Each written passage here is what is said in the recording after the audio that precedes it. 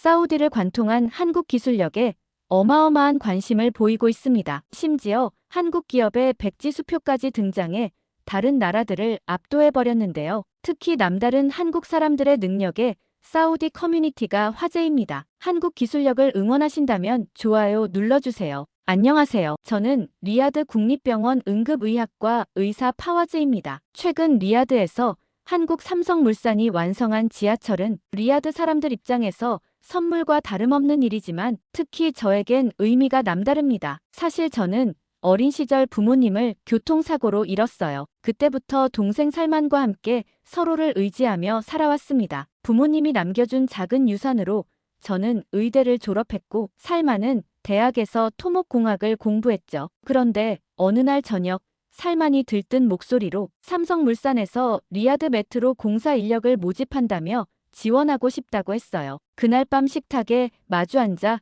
동생의 반짝이는 눈을 바라봤습니다. 살만은 한국 기술에 대한 존경심을 숨기지 않았어요. 솔직히 저는 내심 걱정이 컸습니다. 한국 회사라니 미국이나 유럽도 아닌 한국 기업이 사막 한가운데서 지하철을 만든다는 게 얼마나 믿음직할까 싶었죠. 의사인 저는 항상 검증된 것만 믿습니다. 생명을 다루는 일이니까요. 한국의 건설 기술이 얼마나 뛰어날지 의심스러웠어요. 저는 위험한 일이라며 반대했지만 살만은 완강했습니다. 삼성물산 구간은 다른 구간과 달리 사고율이 거의 없고 한국 기술을 배울 기회가 흔치 않다며 걱정 말라고 했죠. 동생의 열정을 막을 수는 없었습니다. 결국 살만은 리야드 메트로 삼성물산 시공 구간 지하 굴착팀에 합류했어요. 매일 아침 안전모를 쓰고 현장으로 향하는 동생의 뒷모습을 보며 가슴 한편이 무거웠습니다. 미국이나 독일 기업이었다면 조금은 마음이 편했을 텐데 한국 기업이라니. 사실 저는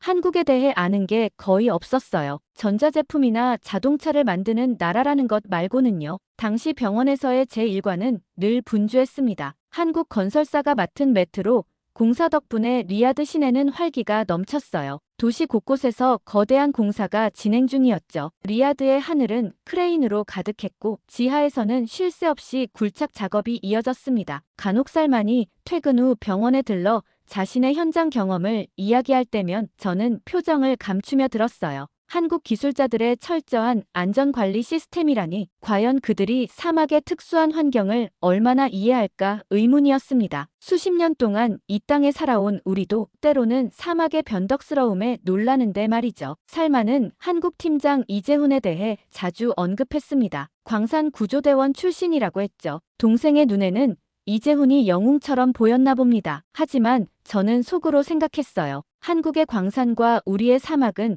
완전히 다른 세계인데 그 경험이 여기서 무슨 소용일까 싶었습니다. 리야드의 메트로 건설은 단순한 교통망 확충이 아니었습니다. 우리 도시의 미래를 위한 프로젝트였어요. 50도를 웃도는 극한의 더위와 예측 불가능한 모래 폭풍 속에서 지하 수십 미터를 파고드는 작업은 결코 쉽지 않았습니다. 기술력의 차이가 생명의 차이로 이어질 수 있는 곳이죠. 병원 창문 너머로 공사 현장의 불빛이 보일 때면 저는 종종 살만의 안전을 위해 기도했어요. 의사로서 저는 생명을 구하는 일을 하지만 동생은 자신의 생명을 한국 기술자들의 손에 맡기고 있었습니다. 과연 그들이 내 동생을 지켜줄 수 있을까? 그 의문은 매일 밤 저를 따라다녔죠. 아니나 다를까 평화로운 일상은 그렇게 깨졌습니다. 병원에서 일하던 중 응급 호출 소리가 들려왔어요. 중심 노선 연결 구간에서 지하열 누출과 집안 미세 붕괴가 발생했다는 소식이었죠. 제 심장이 멎는 것 같았습니다. 살만이 그 근처에서 일하고 있다는 걸 알았으니까요. 저는 한국 기술이 대단하다면서 무슨 안전사고가 이렇게 크게 났는지 동생을 믿은 제가 바보 같았어요. 응급의료 지원팀이 즉시 구성되었고 저는 긴급 파견 명단에 이름이 올랐어요. 한편으로는 다행이었습니다. 직접 현장에 가서 상황을 확인할 수 있으니까요. 구급차로 향하는 동안 살만에게 계속 전화를 걸었지만 연결되지 않았습니다. 불안감이 온몸을 휘감았어요. 현장에 도착하자 상상했던 것보다 훨씬 심각한 상황이 펼쳐져 있었습니다. 그런데 사고가 난 곳은 한국팀이 시공하는 장소가 아니었습니다. 한국팀이 담당하던 구간과 인접한 유럽계 시공사 구간에서 대규모 집안 붕괴가 발생한 것이었어요. 먼지와 연기가 하늘을 뒤덮고 사람들은 공포에 질려 이리저리 뛰어다녔습니다. 구조대원들이 부상자들을 하나둘 끌어내고 있었어요. 다행히 동생은 삼성물산팀이라 여기에서 사고를 당하진 않았겠구나. 잔인하게도 안도하는 마음이 들었죠. 그리고 곧바로 응급처치를 시작했습니다. 하지만 현장 관계자에게 정보를 물었을 때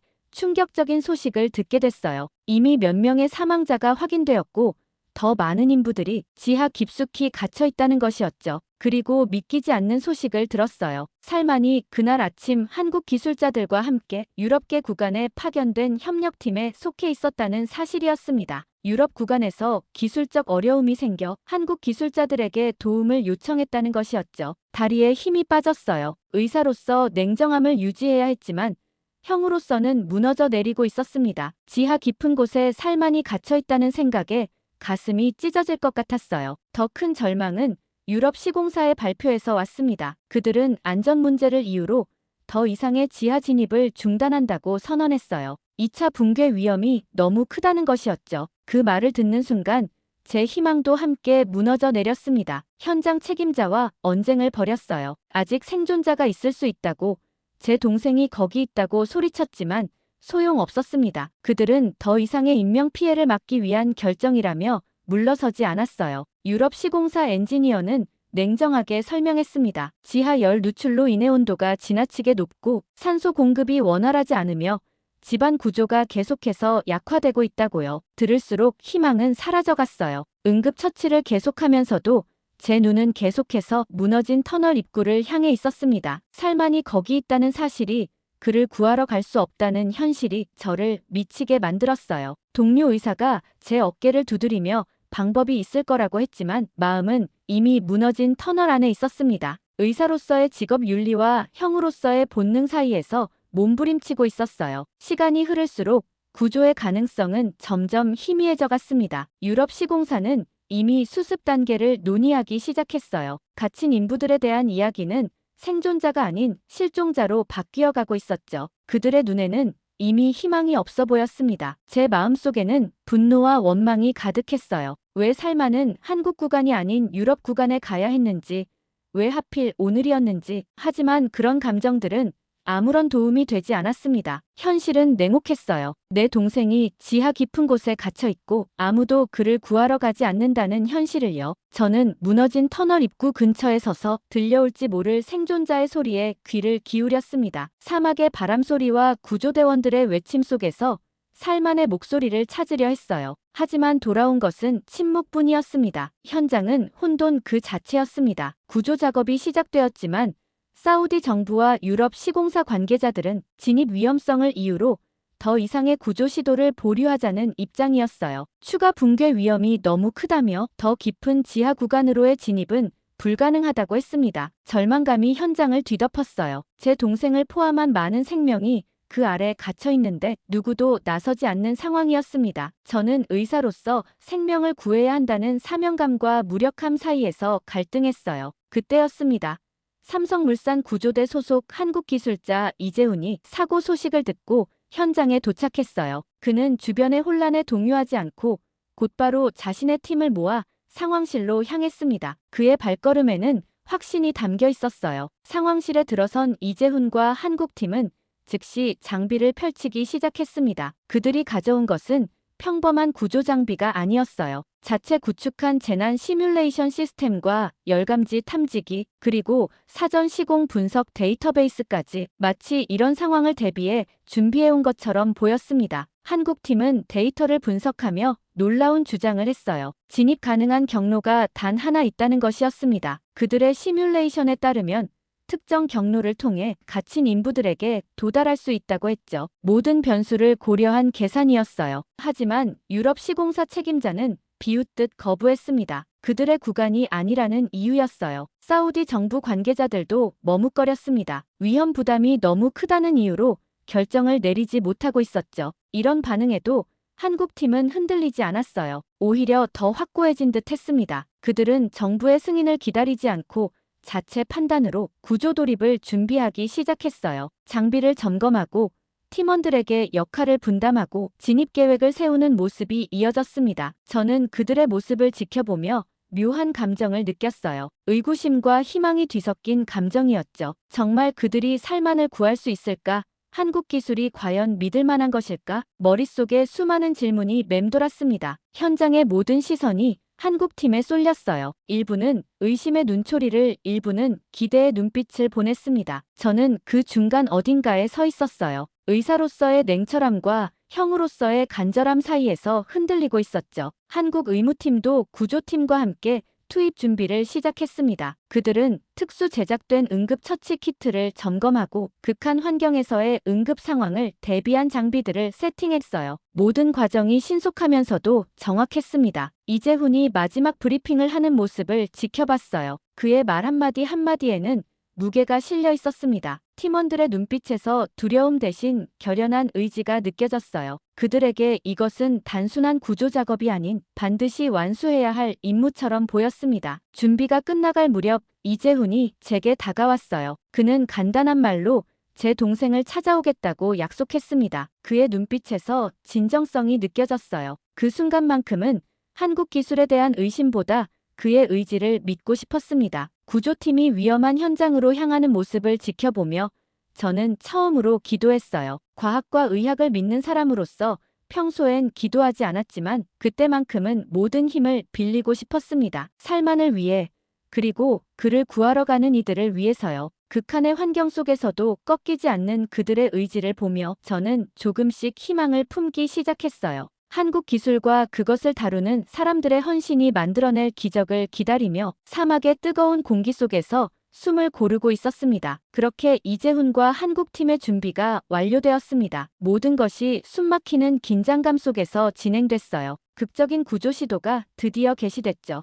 그들은 가장 먼저 특수 제작된 열감지 드론을 무너진 구간 위로 띄웠습니다. 이 드론은 단순한 카메라가 아니라 지하 깊숙이 생명체의 열기를 감지할 수 있는 장비였어요. 동시에 다른 팀원들은 사전 시공 데이터를 분석하고 있었습니다. 그들이 건설한 구간뿐 아니라 인접 유럽 시공사의 구간까지 3D 모델링으로 재구성하고 있었어요. 또 다른 팀은 모래층 붕괴 시뮬레이션을 실시간으로 돌리며 안전한 진입 경로를 찾고 있었죠. 주변에서는 여전히 회의적인 시선이 있었지만 저는 점점 그들의 방식에 희망을 느꼈습니다. 그들의 움직임에는 즉흥적인 것이 없었어요. 모든 것이 데이터와 경험을 바탕으로 한 정확한 계산이었죠. 놀랍게도 한국팀은 구조 가능 구역 탐색에 성공했습니다. 드론이 포착한 열 신호와 시뮬레이션 결과가 일치했어요. 지하 특정 구역에 생존자들이 있을 가능성이 높다는 결론이 나왔죠. 이재훈의 얼굴에 희미한 미소가 스쳤습니다. 구조팀이 무너진 구간으로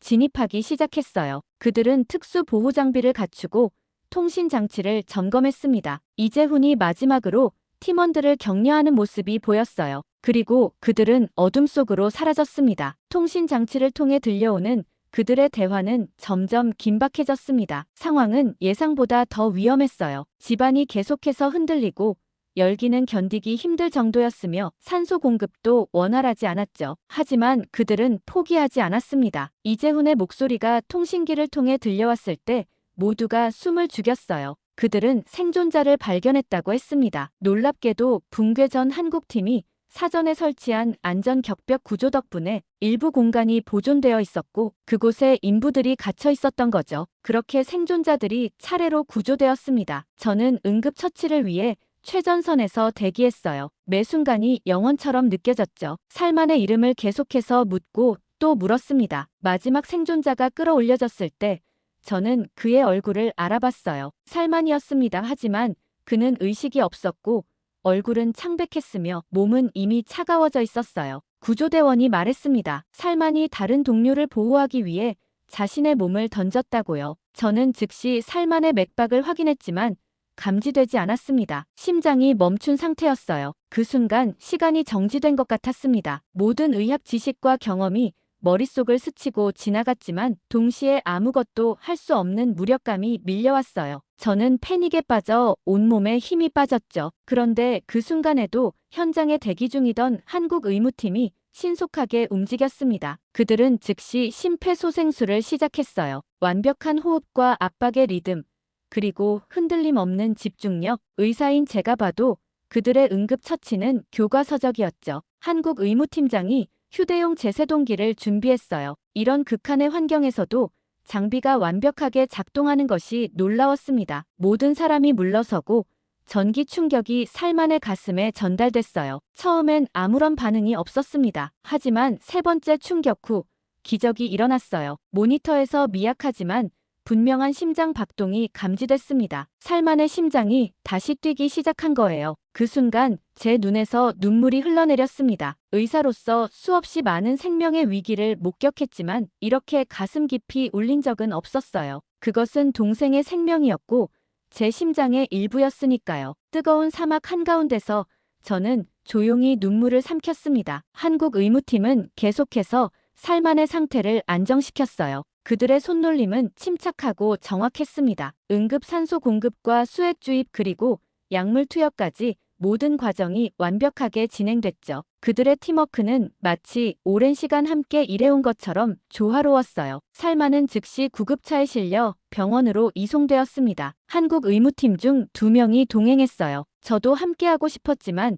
현장에는 여전히 많은 부상자들이 있었죠. 의사로서의 책임감이 저를 붙잡았습니다. 이재훈이 제게 다가와 말했어요. 살만이 다른 인부를 구하기 위해 자신의 안전모를 벗어 씌워주었다고요. 그 말을 듣는 순간 동생에 대한 자부심과 사랑이 더욱 커졌습니다. 제가 알던 살만은 언제나 다른 사람을 먼저 생각하는 아이였으니까요. 현장을 정리하면서 한국팀이 설치한 안전격벽에 대해 더 알게 됐습니다. 그것은 표준 공법이 아니라 그들이 특별히 개발한 시스템이었어요. 유사시 생존 공간을 확보하기 위한 예방 장치였죠. 그들은 최악의 상황을 항상 대비하고 있었던 겁니다. 하늘이 어두워질 무렵 저는 마지막 환자를 돌보고 병원으로 향했어요. 가슴속에는 복잡한 감정이 뒤엉켜 있었습니다. 한국 기술에 대한 의심은 완전히 사라졌어요. 그들은 살만의 말대로 엄청난 기술자들이었죠. 그렇게 며칠이 지났습니다. 살만은 병원 중환자실에서 회복 중이었어요. 매일 그의 침대 곁에 앉아 상태를 확인하는 것이 제 일과가 되었죠. 의사로서 차트를 확인하며 그의 생체 신호가 점차 안정되어 가는 것을 보는 일은 형으로서 큰 위안이 되었습니다. 병원 복도에서는 사고조사 관련 이야기들이 오갔어요. 공식 조사 결과가 하나씩 밝혀지기 시작했죠. 한국팀의 민첩한 대응이 많은 생명을 구했다는 사실이 확인되었습니다. 특히 그들이 활용한 자료, 기반 시뮬레이션과 철저한 장비 관리가 구조의 핵심이었다는 분석이 나왔어요. 가장 놀라운 발견은 한국팀이 시공 과정에서 적용한 안전 시스템이었습니다. 그들은 표준 공법을 넘어서 추가적인 안전장치를 설치했었죠. 이런 조치가 없었다면 생존자는 거의 없었을 거라는 전문가들의 의견이 지배적이었어요. 제 마음속 깊은 곳에서 변화가 일어나고 있었습니다. 한국 기술에 대한 의심은 완전히 사라졌어요. 오히려 그들의 철저함과 헌신에 깊은 감동을 받았죠. 이제는 리야드 메트로 공사를 바라보는 시선 자체가 달라졌습니다. 살만의 상태가 안정되자 저는 결심했어요. 삼성물산 구조대장을 직접 찾아가기로 한 거죠. 그를 만나기 위해 현장 사무실로 향했습니다. 평소라면 꺼려했을 행동이었지만 이번만큼은 꼭 해야 할 일이라고 느꼈어요. 구조대장 이재훈은 사무실에서 혹시나 발생할 다음 안전 대책을 논의 중이었습니다. 한국 시공 구간에는 문제가 없었으나 다른 연약한 집안에서 문제가 생길 수도 있었기 때문이죠. 유럽계 시공사들이 특별 요청을 해왔던 거였어요. 그는 저를 보자 자리에서 일어나 맞이했어요. 피로한 얼굴이었지만 여전히 그의 눈빛에는 흔들림이 없었습니다. 저는 당신들이 아니었다면 제 동생은 죽었을 거라고 감사함을 표했습니다. 의사로서 냉정하게 판단해도 살만이 살아난 것은 그들의 신속하고 효율적인 대응 덕분이었습니다. 고개를 숙이며 제 마음을 전했어요. 이재훈은 겸손하게 웃으며 대답했습니다. 그들은 그저 맡은 구간을 지켰을 뿐이라고요. 그의 말에는 더 깊은 의미가 담겨 있었어요. 한국팀에게 구간을 지킨다는 것은 단순히 공사 일정을 맞추는 게 아니라 모든 생명의 안전을 책임진다는 뜻이었습니다. 사무실 벽면에는 프로젝트 진행 상황과 안전 관련 데이터가 가득했어요. 그 중에서도 눈에 띄는 것은 0이라고 적힌 커다란 숫자였습니다. 이재훈의 설명에 따르면 그것은 그들의 구간에서 발생한 중대 사고 건수였죠. 사고 제로를 위한 그들의 노력이 느껴졌습니다. 이재훈은 자신들의 안전 철학에 대해 이야기했어요. 기술은 결국 사람을 위한 것이며 아무리 좋은 기술이라도 생명을 지키지 못한다면 의미가 없다고 했습니다. 그래서 그들은 항상 최악의 상황을 대비한다고 했죠. 그의 말에 깊이 공감했어요. 의사인 저도 같은 원칙으로 살아왔으니까요. 그들의 철저한 준비성과 책임감은 사막의 험난한 환경 속에서도 빛났습니다. 살만의 병실로 돌아와 그의 손을 잡았어요. 그는 아직 깊은 잠에 빠져 있었지만 생체 신호는 점점 강해지고 있었습니다. 창문 너머로 보이는 리야드의 스카이라인에는 메트로 공사 크레인들이 하늘을 수놓고 있었어요. 그 광경이 이제는 안심과 희망으로 다가왔습니다. 그날 밤 병원 의사들과의 대화에서 한국 의무팀의 응급처치 시스템에 대한 논의가 이어졌어요. 그들의 현장 대응 프로토콜과 장비 관리 방식은 우리 병원에서도 배울 점이 많았습니다. 저는 이런 교류가 더 확대되어야 한다고 생각했어요. 그리고 살만의 상태는 놀라울 정도로 빠르게 호전되었습니다. 중환자실에서 일반 병실로 옮겨진 지 며칠 만에 그는 이미 침대에 앉아 의료진과 대화를 나눌 수 있게 되었어요. 의학적으로 보면 기적에 가까운 회복이었죠. 의사인 저로서도 놀라울 정도였습니다. 병실에 앉아 동생의 회복을 지켜보면서 제 머릿속에는 끊임없는 의문이 맴돌았어요. 어떻게 이렇게 정확한 처치를 현장에서 할 수 있었을까? 극한의 환경과 무너진 지하 공간 그리고 제한된 장비에도 불구하고 그들은 완벽에 가까운 응급 처치를 했습니다. 심지어 살만의 심장이 멈춘 상황에서도 말이죠. 병원의 응급실에서도 때로는 실수가 일어나는데 그런 혼란스러운 현장에서 어떻게 그런 정밀한 대응이 가능했는지 전문가로서 정말 궁금했어요. 단순한 운이 아니라 체계적인 시스템이 있었을 거라 생각했습니다. 어느 날 오후 이재훈이 살만을 문병을 왔을 때 저는 그 질문을 직접 던졌어요. 그는 잠시 생각하더니 자신의 개인적인 이야기를 들려주었습니다. 이재훈의 아버지는 광산 구조대원이었고 어느 사고 현장에서 동료를 구하다 목숨을 잃었다고 해요. 그 당시 한국의 구조 시스템은 지금처럼 발달하지 않았다고 하더라고요. 이재훈은 아버지를 잃은 슬픔 속에서도 같은 길을 선택했죠. 하지만 단순히 아버지의 뒤를 잇는 것이 아니라 더 안전한 시스템을 만들어 다른 가족들이 같은 아픔을 겪지 않게 하고 싶었다고 해요. 그리고 이재훈은 삼성물산의 안전 철학에 대해서도 이야기했어요. 그들에게 기술 개발의 최우선 목표는 효율이나 비용 절감이 아니라 사람이라고 했습니다. 안전 시스템은 선택사항이 아닌 필수였고 모든 의사결정의 중심에는 인명보호가 있었죠. 그의 말을 들으며 저는 깊은 감동을 받았어요. 그들에게 건설은 단순히 구조물을 세우는 일이 아니라 그 공간을 만들고 사용할 사람들의 생명을 지키는 일이었습니다. 마치 의사가 환자의 생명을 다루는 것과 같은 무게감이 느껴졌죠. 대화가 끝난 후 저는 한국의 응급의료 시스템에 대해 더 알고 싶어졌어요. 의학 데이터베이스를 검색하며 한국의 중증 외상 시스템과 재난 의료 대응에 관한 논문들을 찾아보기 시작했습니다. 그들의 시스템은 효율성과 정확성에서 세계적인 수준이었죠. 특히 눈에 띄었던 것은 골든타임 개념을 중심으로 한 통합 응급 의료 체계였어요. 사고 발생부터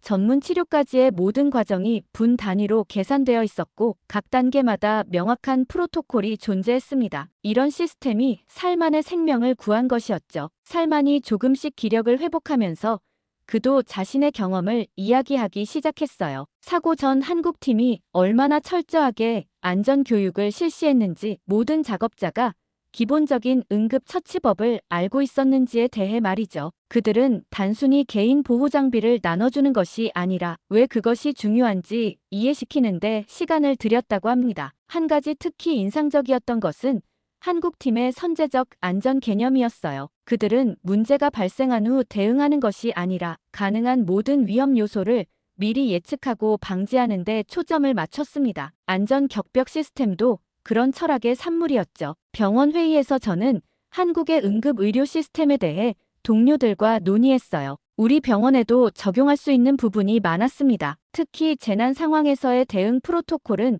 우리가 배울 점이 많았죠. 사우디의 환경에 맞게 조정한다면 더 많은 생명을 구할 수 있을 거라 확신했어요. 의사로서 저는 항상 최신 의학 지식을 추구해왔지만 이번 경험은 의학이 문화적 경계를 넘어 함께 발전할 수 있다는 것을 깨닫게 해주었습니다. 한국의 시스템과 사우디의 경험이 만나면 우리만의 독특한 솔루션을 만들어낼 수 있을 거라 생각했어요. 살만의 병실 창문으로 보이는 메트로 공사 현장을 바라보며 저는 이제 그곳을 다른 시각으로 바라보게 되었습니다. 그것은 단순한 교통 인프라가 아니라 두 문화가 만나 새로운 가치를 창출하는 장소였어요. 그리고 그 중심에는 언제나 사람이 있었습니다. 그렇게 수개월이 흘렀습니다. 살만은 완전히 회복되어 일상으로 돌아갔고 저 역시 병원에서의 일상을 이어가고 있었어요. 그러던 어느 날 특별한 초대장이 도착했습니다. 리야드 메트로 456호선 개통식에 시민 대표 자격으로 참석해달라는 내용이었죠. 처음에는 의아했어요. 왜 하필 저였을까? 나중에 알게 된 사실이지만 이재훈과 삼성물산팀이 저를 추천했다고 합니다. 사고 당시 의료진으로서의 헌신과 이후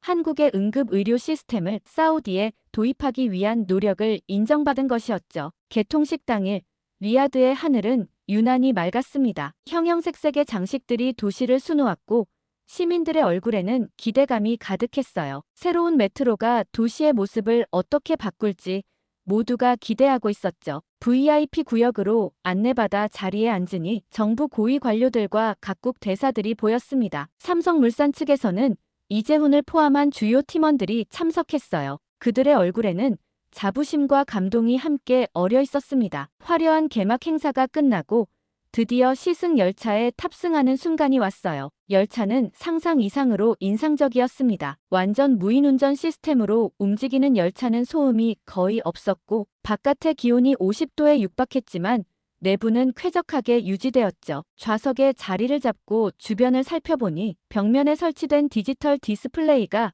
눈에 들어왔어요. 그곳에는 삼성물산의 시공 이력과 구조활동 기록 그리고 적용된 기술에 대한 정보가 흘러나왔습니다. 이 열차의 생명을 지켜낸 사람들이라는 제목 아래 구조작업에 참여한 이들의 얼굴과 이름이 담겨 있었어요. 열차가 서서히 속도를 내며 지하 터널로 들어갔습니다. 창밖으로 보이는 터널 벽면은 완벽하게 마감되어 있었고 역마다 독특한 디자인으로 꾸며져 있었어요. 이 모든 것이 불과 몇 개월 전 재난 현장이었다는 사실이 믿기지 않았습니다. 시승 중 옆자리에 앉은 한국 기술자와 대화를 나누게 됐어요. 그는 건설 과정에서의 도전과 극복에 대해 이야기했습니다. 특히 사막의 극단적인 환경에 맞춰 특수 설계된 냉방 시스템과 안전 장치들에 대한 설명이 인상적이었어요. 열차가 특정 구간을 지날 때 그 기술자가 조용히 알려주었습니다. 사고가 있었던 구간입니다. 지금 연결된 바로 저기요. 창밖을 바라보았지만